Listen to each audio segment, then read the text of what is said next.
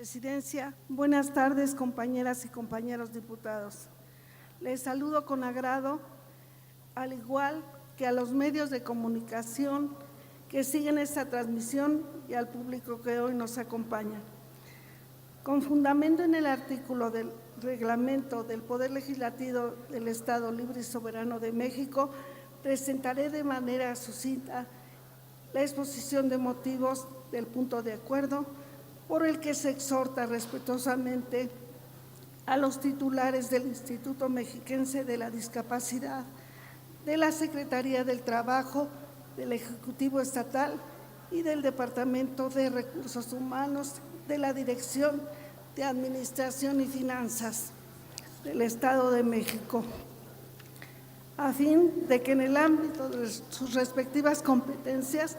realicen las gestiones necesarias para la inclusión laboral de personas en situación de discapacidad en los distintos órganos públicos y privados,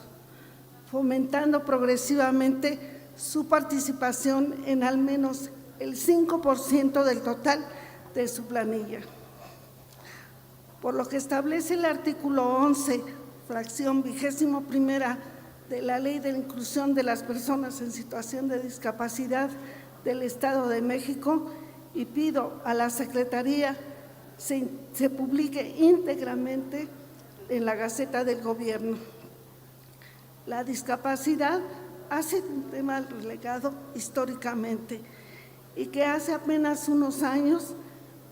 ha logrado despertar el interés social y legislativo, principalmente con la creación de la Convención sobre los Derechos de las Personas con Discapacidad, que prohíbe la discriminación por motivos de discapacidad y dispone que se realicen ajustes razonables en favor de dichas personas, con miras a garantizar la igualdad y estableciendo la obligación de promover percepciones positivas en una mayor conciencia social respecto de tal situación. La inclusión laboral de las personas con tal vulnerabilidad es un tema de alta prioridad debido a las carencias que viven, al relego de los programas sociales y las inconmensurables limitaciones que les impiden conseguir un empleo digno. Uno de los problemas que más suelen manifestar los juristas actuales y no juristas son las pseudodisputas originadas por equívocos verbales que manifiesta Carrió en su texto Notas sobre Derecho del Lenguaje. De forma primigenia, hemos malentendido la integración de las personas con discapacidad en la sociedad, por lo que resultó insuficiente el término integración y tuvo que suplirse por inclusión. Pero esta no es una simple cuestión de palabras, se trata de acciones afirmativas que pretenden eliminar progresivamente las barreras del entorno que han relegado a nuestro sector. El decreto número 258, que abrogó la Ley para la Protección, Integración y Desarrollo de las Personas con Discapacidad del Estado de México, pugna por una regulación de facto sea inclusiva. De este modo, se estableció en la fracción tercera y 21ª del artículo 11 de la Ley para la Inclusión de las Personas en Situación de Discapacidad del Estado de México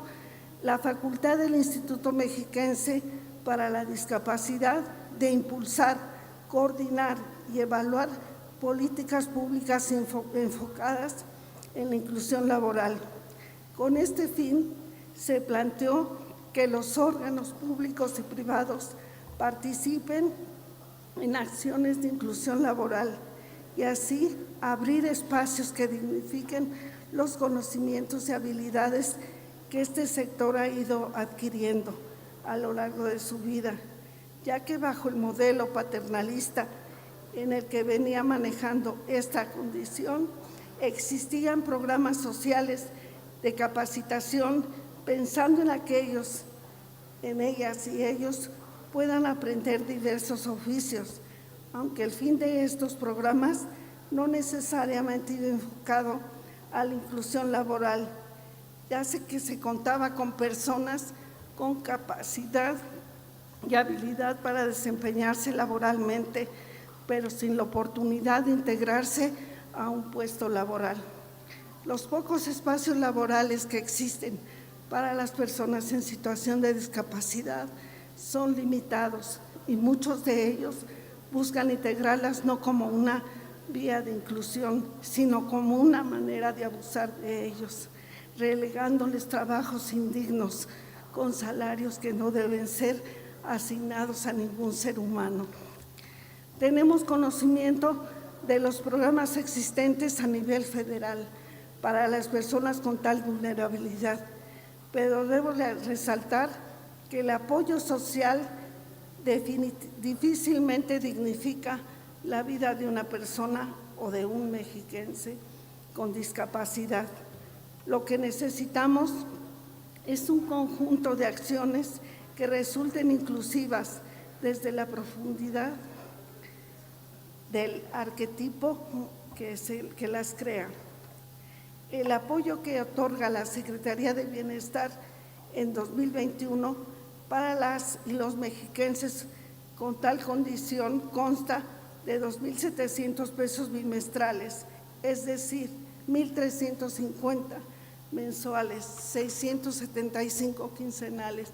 el cual a todas luces resulta insuficiente,